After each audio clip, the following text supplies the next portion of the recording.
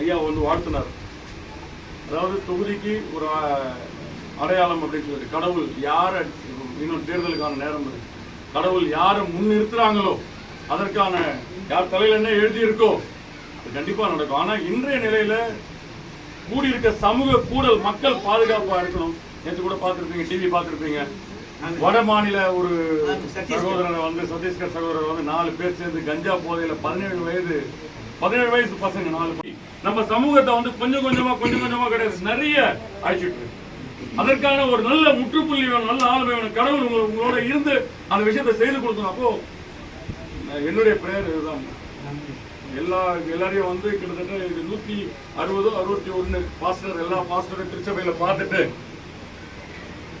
நம்ம எல்லாம் எனக்கு வந்து எனக்கு யார் பாதுகாப்புமா, எங்களுக்கு எங்க வந்து யார் பாதுகாப்புமா,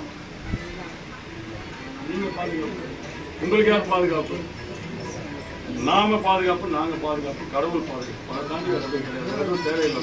வேற என்ன தேவையா?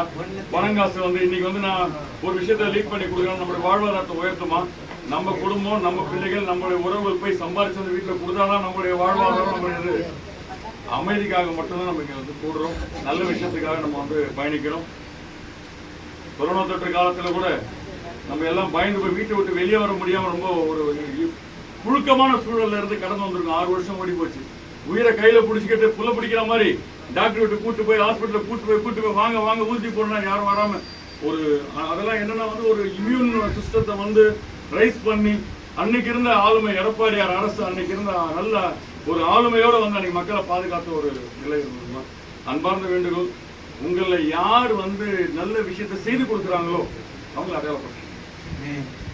வேற ஒன்றும் நீங்க இதை பண்ணுங்க அதை பண்ணுங்க நான் வந்து சூசகமாகவும் மறைமுகமாக நல்ல நிலையில நம்ம எல்லாம் வந்து அடுத்த அம்மாவுடைய தொகுதி, அம்மாவுடைய ஆளுமை, காவல்துறை செயல்படணும். போதை கலாச்சாரம் இல்லாத தமிழ்நாடு இருக்கணும்.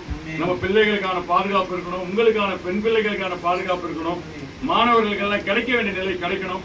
அதுக்கு நம்ம எல்லாம் அடையாளமா இருக்கும். வேற எதுவும் கேட்கலாங்கம்மா, தெரியுமா? ஜாதி மதம் எதையும் பிரிக்கக்கூடாது, யாரையும் பிரிக்கக்கூடாது.